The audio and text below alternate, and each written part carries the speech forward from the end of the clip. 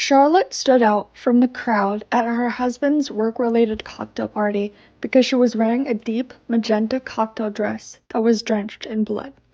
And she was hyper aware of the fact that she needed to leave this cocktail party before any one of the guests discovered what happened.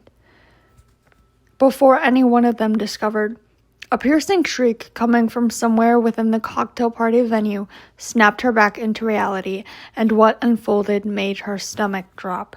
One of the guests, a petite woman with short brown hair and wearing a burgundy cocktail dress, dropped her champagne glass and pointed to someone re-emerging from one of the other rooms within the venue.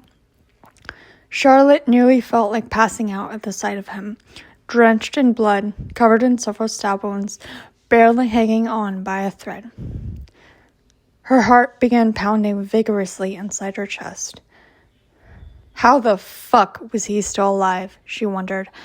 I thought I'd killed him. After all, the whole reason Charlotte showed up to her husband's work cocktail party in the first place was so that she could enact her sick and twisted plot of murdering him after finding out just a few days prior that he'd been having an affair with another woman. Only he had no idea that she knew about his infidelity. Charlotte's plot to kill him in an effort to seek revenge for him cheating on her had ultimately completely backfired. And now everyone there at the cocktail party knew it too. Well, this certainly wasn't what I had planned, she thought, because clearly intentionally spiking his drink and then luring him into one of the unoccupied rooms of the venue to kill him didn't work. To make matters worse, there was no plan B that Charlotte could use to get out of this situation. Her secret was out. Turning back simply wasn't an option. In that moment, she had no choice but to accept her fate. She was going to jail. There was no question in her mind about what happened next. Shortly after 911 was called and both the police and paramedics arrived, Charlotte did the only sensible thing she could think of, where she willingly turned herself in.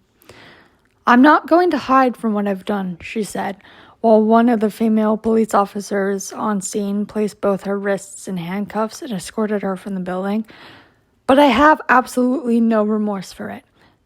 That bitch deserved everything he had coming for him, especially for his role in the crime of going behind my back and breaking my goddamn heart by fucking another woman.